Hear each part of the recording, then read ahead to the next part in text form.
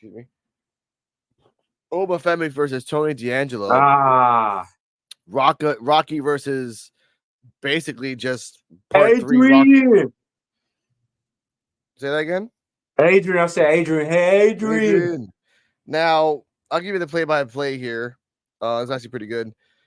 Match starts off throwing hammers at each other, but after a jaw that Obafemi felt, he gets Tony and body slams him in the background, Axiom and Frazier. But at the same time, A-Town down under, preparing for the tag team match. Back from commercial, Don tries to go to the outside, gets caught and choke slammed to the hardest part of the ring. Now, then we go to another commercial. Back from Femi was dominating and tried to do a power bomb, and Don countered it, and then there's a crowbar. Then here's the part that I did like. We'll stop right here, and I want to have your thoughts on this. One of the guys throws a crowbar because I didn't see that shit. I came out of nowhere, threw a crowbar in, and the Don threw it back. Good thing or bad thing, Dennis?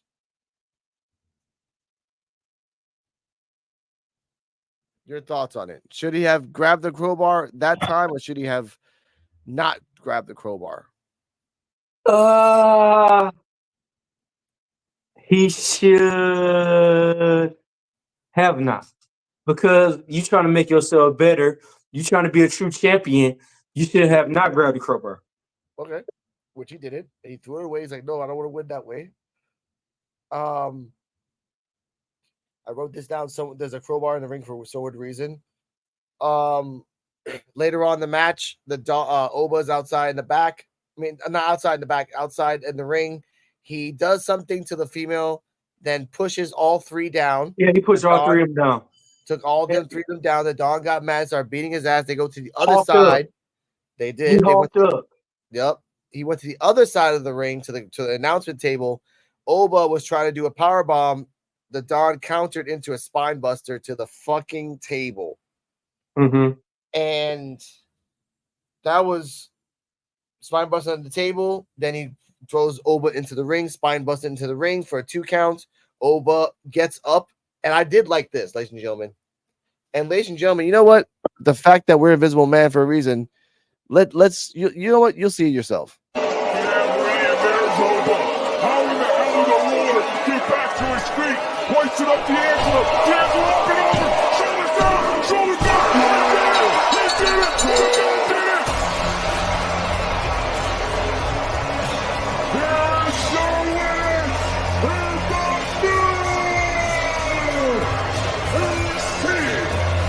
North American champion of God of NXT, Tony D'Angelo.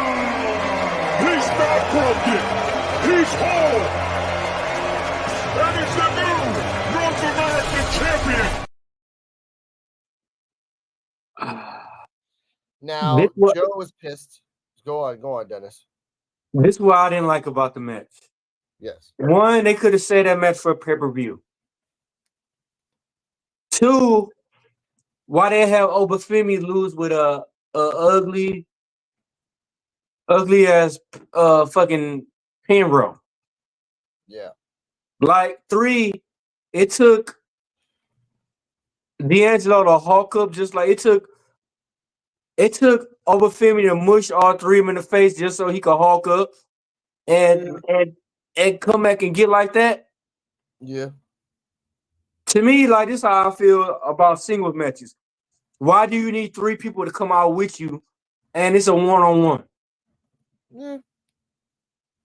Mm. That's what I don't like about it. Okay. You got 3 other people out there with you and it's a one-on-one. Of course, it's gonna be a inconvenience. It's gonna be a goddamn interference. Yeah. To me, like how back in the day wrestling used to be, it wasn't no such thing as 3-4 people coming out with one person when they wrestling one person at a time. True. That's what I don't get. I think, and to me, like, yeah. To me, this interference thing is getting boring. It's getting annoying because everybody doing it in every single match. Just about. What made me mad was Raw. You had a triple threat tag team match. Anything go. You got Tonga who's about to hit goddamn Montez Ford with the chair, but she come and snatch the chair from him. But anything goes. So why is you snatching the chair from him? You get what I'm saying? Yep. Yep. Somebody should have slammed her through a table or something because she had no right being out there. It's different if it was a fair and square. It's different if it was a regular match, but you got a triple threat. Anything goes. So why would you have another person interfering in a match? That's all I was saying. If it's a hardcore match, why is you having somebody like interfering in a match where it's just wrestlers? Okay. I feel it. I feel you. I think the roll up was kind of the roll up and the high stack was kind of It was kind of weird Yeah, it out of was. nowhere. It was weak. It was so weak. It made Tony D'Angelo look weak as hell because you won off a roll up on somebody who dominated you. In a way, it was a smart play. Like you couldn't like once he saw that you couldn't with all that training, you couldn't outpower him. The logical step after that was to outmaneuver him, which that's what he did. Because again, he was trying to go. He was trying to go for the cup for a few months after that. So wrestling experience, you can use that as an excuse. You can use But you that just as an fine excuse. busted him through a table though. Yeah, and then spine busted him again, and he got up, showing that Oba's just a monster. He I is. think this is a okay. The first match, Tony lost. Second match, Tony won. Third match, Oba wins and gets the belt back and becomes a 2-time North American champion. Because again, they don't have any players to kind of replace Oba right now. You can give the belt to Don and let him keep it for a while, but to really spice up this thing, Oba should demand a third match in a cage. In a cage. No one come in, no one come out but those two. Yeah. And then you'll see how maybe Don will win by like a technicality, or Oba will like outpower him and he messes himself up. But then there's a clear-cut winner. Both you and I are saying the same thing. Good match, except for the ending. Yeah. But what do you think about this? If like what if we see Femi beating Tony D'Angelo again, winning the belt back, going to Trick, beating Trick for the belt, and then we see Keith Lee challenge Femi, but we already know Femi gonna be top dog on that joint. Wouldn't that be crazy? That would if Keith Lee was in NXT, but he's not. And right now, But when is his contract up? Not for a while. Not for a long while. Tony Khan Unless was he get smart. released. Miro just got released. Yeah, but again, that if he does that, Tony Khan's gonna be petty and hold him, just like they're doing the Ray Phoenix. So therefore, he gets stuck doing nothing. Yeah, but they finally released Miro after he been trying to get released for the longest. Yeah, but Miro's been a loyal soldier. He hasn't said he's been bitching about it, but he's been quietly bitching about it, and they respected it. Keith Lee just came in like a year and a half ago. Like his contract should be up by Royal Rumble. You sure one? I thought it was longer than that. No, he's been in for like maybe a year and a half, 2 years. He hasn't been that long. Maybe 3, but they all signed multi-year contracts between 3 to 5 years. It seemed like he's been there longer than that. No, and then like AEW's been here for 5 years, about 5-6 years. He came in at year 4, year 3, year 4. So he wasn't like that known. Like remember, the first 3 years was just Moxley, Jericho, and everybody else. Yeah. And then like year 3, 4, it was like everybody. Now it's year 6 and everybody's there from TNA, ROH, everybody. So again, we digress. I give this match for me a B. Ending was kind of weird, but great sportsmanship and story. What would you give this rating? Mr. The fact that the ending fucked up messed me up. I